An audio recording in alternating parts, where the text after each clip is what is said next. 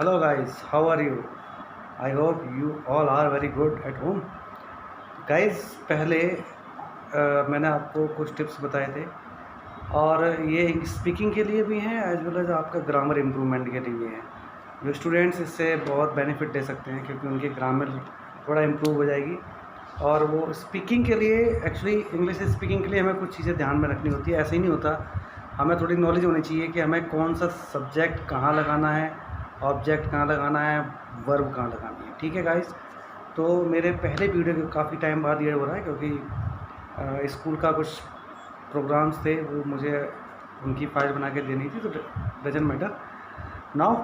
अब आपके लिए मैं लेके आया हूँ हमारा जो अभी तक जो आपने सीखा है वो केवल सिंपल प्रेजेंट था, ओनली सिंपल सेंटेंस थे। टुडे मैं लेके आया हूँ आपके सामने ना नेगेटिव सेंटेंस को इंग्लिश में कैसे यूज करेंगे। तो इसके लिए आप स्क्रीन पे देख रहे हैं, मैंने कुछ पहचान नेगेटिव टेंस की पहचान लिखी है लेफ्ट हैंड साइड पे, और राइट हैंड साइड पे मैंने उसके रूल्स लिखे हैं। रूल्स गाइस बहुत ज़रूरी हैं। रूल्स ऐसा समझ लो जैसे एक किसी को बनाने का एक जो है सर्किट है, वो आपको उसी तरह से आपको लगाना है तभी वो ओके होगा।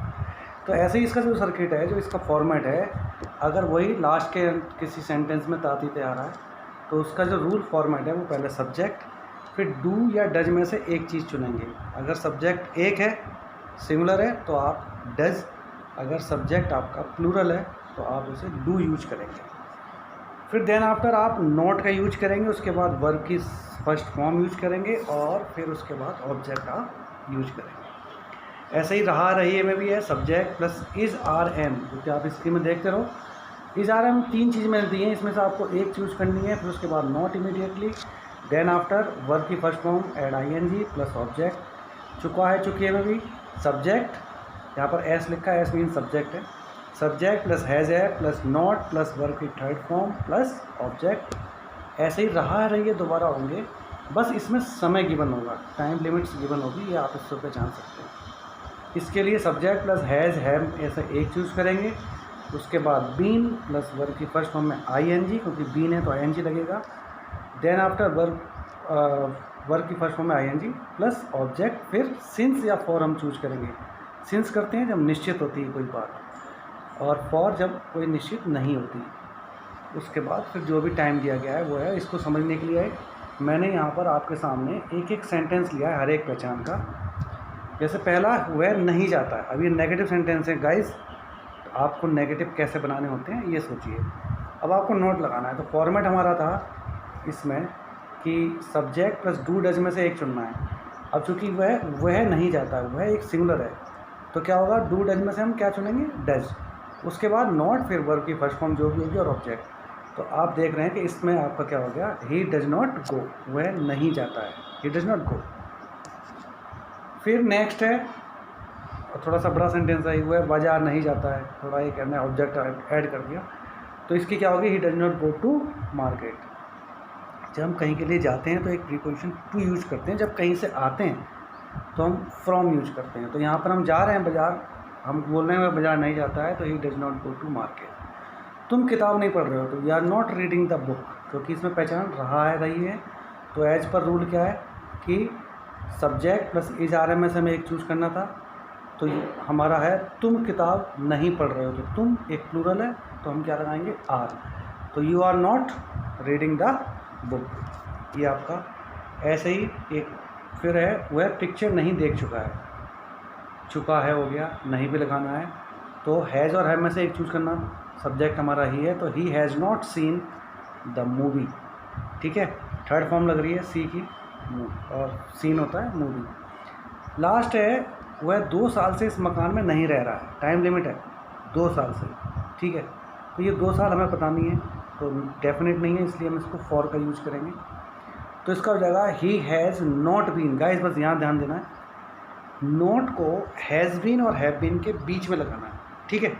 मैंने फॉर्मेट लिख रखा है, सब्जेक्ट आप देख सकते हैं पहचान में रहा रही है प्लस समय है, तो आपका जो फॉर्मेट है वो सब्जेक्ट प्लस हैज़ या हैव में से एक चूज़ करें। उसके बाद नॉट, फिर बीन, फिर फर्स्ट फॉर्म में आई एन जी वर्ब की। तो ये होगा he has not been living in this house for 2 years। तो ये चीज़ आपको फॉर्मेट आपको हमेशा ध्यान रखना है दोस्तों। फॉर्मेट सही है तो आप सही हैं। चलिए इसके बाद मैं आपको लेके चलता हूँ इंटेरोगेटिव सेंटेंस। इंटेरोगेटिव सेंटेंस में क्या होता है गाइस, हमको क्या करना पड़ता है। इंटेरोगेटिव दो तरह के होते हैं गाइस। पहला जो हम जैसे हिंदी में भी कुछ बोलते हैं तो एक तो हम शुरू करते हैं क्या से, कि क्या तुम खाना खाते हो, क्या तुम बाज़ार जाते हो, क्या तुम पढ़ते हो। तो ये स्टार्ट हो रहे हैं क्या से। तो हमारा जो इंटेरोगेटिव वर्ड है वो क्या हो गया, जो स्टार्टिंग हो रहा है। इसके रूल्स अलग हैं। तो पहले मैं आपको इंटेरोगेटिव के बारे में बताता हूँ। पहचान के साथ रूल्स हैं, उस पर आप ध्यान दीजिए। तो अगर आपके माइंड में कोई ऐसा क्वेश्चन पूछने का है जिसमें आपका जो सेंटेंस है वो ये है कि क्या तुम यहाँ रहते हो, तो आप क्या से स्टार्ट कर रहे हो, उसके लिए ये सब रूल्स हैं। देखिए पहला रूल तातीते अगर है तो डू या डज हम चूज़ करेंगे हेल्पिंग वर्ब। उसके बाद फिर हम सब्जेक्ट लगाएंगे।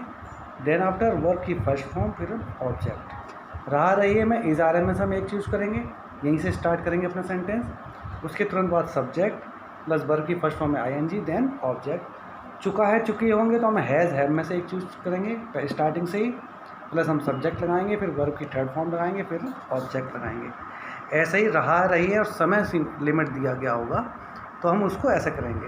तो हम हैज़ हैव में से पहले चूज़ करेंगे, फिर सब्जेक्ट, उसके बाद बीन, फिर उसके बाद वर्ब की फर्स्ट फॉर्म में आईएनजी, देन आफ्टर ऑब्जेक्ट, फिर हम सिंस या फॉर में से एक चूज़ करेंगे। उसके बाद टाइम जो भी होगा। तो गाइज अगर ये चीज़ें आपको बोलनी है, आप इंग्लिश में इंटेरोगेटिव यानी कि you want to ask some question, तो मैंने कुछ एग्जांपल्स आपको यहाँ बता रहा हूँ। If you want to ask from someone, अगर आप किसी से पूछना चाहते हैं क्या तुम यहाँ रहते हो, है ना, तो दिस इज़ द क्वेश्चन।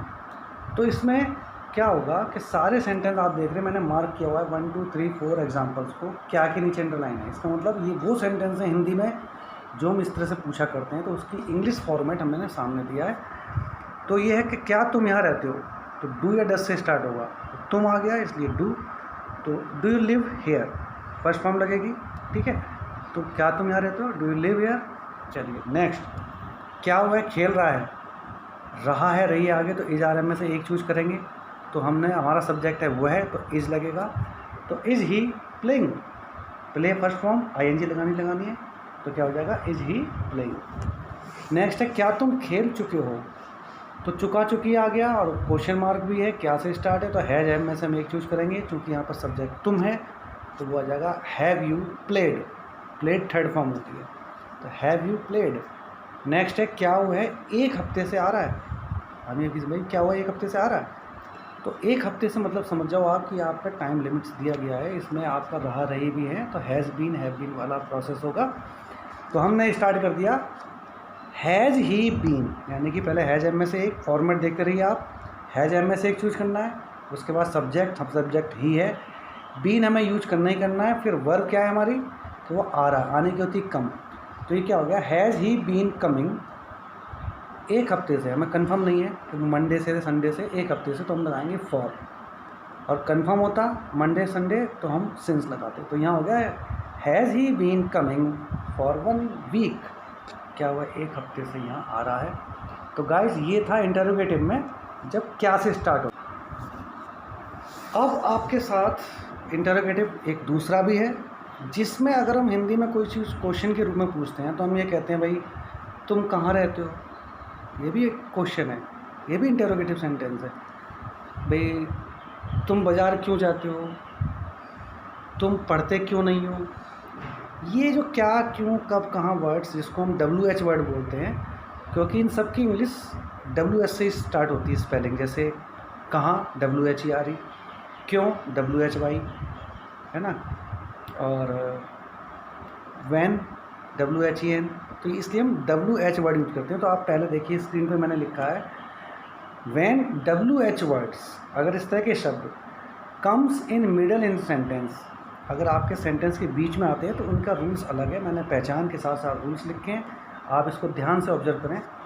अगर आपका तातीते वाला है तो सबसे पहले तो WH वर्ड आएगा जो भी है वो, उसके बाद डू डज में से एक चूज करेंगे, देन आफ्टर सब्जेक्ट, फिर उसके बाद वर्ब की फर्स्ट फॉर्म, फिर ऑब्जेक्ट। ठीक है, अगर रहा रही है तो फिर WH पहले, क्योंकि इन सब में WH वाला ही है, बाकी सेम एज लास्ट मैंने आपको इंटरोगेटिव का बताया उसी तरह से होगा सारा। तो चलिए अब हम आपको एक सेंटेंस बनाना स्टार्ट करते हैं। पहला, वह स्कूल कब जाता है, दिस इज़ द क्वेश्चन। तो कब बीच में आ गया, तो इसकी स्पेलिंग पहले बनेगी। कब की होती है, वैन, तो ये हो जाएगा वैन, WH वाला वर्ड हो गया। तो when does he go to school, when does he go to school. Next, वह स्कूल कैसे जा रहा है आगे ना, और कैसे, तो how is he going to school. ये फॉर्मेट है। फॉर्मेट क्या था, WH plus ISRM plus subject verb की first form ING then object. तो कैसे, कैसे का होता है how, how is he going to school, वह स्कूल कैसे जा रहा है। थर्ड, तुम कहाँ जा चुके हो, हम ये पूछें भाई तुम कहाँ जा चुके हो, तो आपका इसका क्या होगा, कहाँ की होती है वेयर, WH वर्ड है, तो where have you gone, just simple, तो वेयर हैव यू गॉन। फिर रहा रही में जिसमें टाइम लिमिट है, जैसे मैंने आपको एग्जांपल दिया, वह 4 बजे से कहाँ इंतज़ार कर रहा है, ठीक है, कहाँ WH आ गया वर्ड, तो इसकी पहले बनेगी, तो इसके क्या हो जाएगा वेयर। फिर आप फॉर्मेट देखो, WH वर्ड, फिर हैज़ हैव में से एक चूज़ करना है, फिर सब्जेक्ट, फिर बीइंग प्लस वर्ब की फर्स्ट फॉर्म में ING। यानी कि हिंदी के सेंटेंस अगर हम पिक कर करके इस फॉर्मेट में प्लेस करते चले जाएंगे तो ऑटोमेटिक हमारा सेंटेंस इंग्लिश का तैयार हो जाता है। देखिए सबसे पहले फॉर्मेट देखिए, WH वर्ड, तो इसमें वेयर है, मैंने वेयर लिख दिया।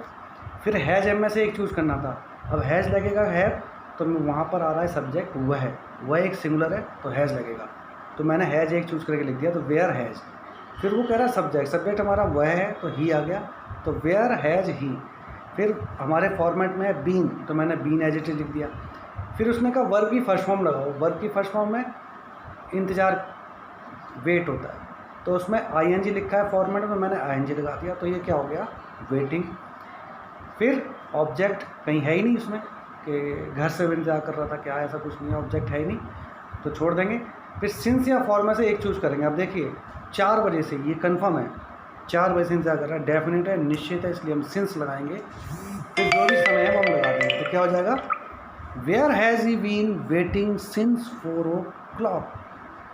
तो गाइस देखा आपने, बहुत सिंपल चीज़ है, ये आप बनाते रहिए। इंटरोगेटिव सेंटेंस और नेगेटिव सेंटेंस को कैसे आपने करना है।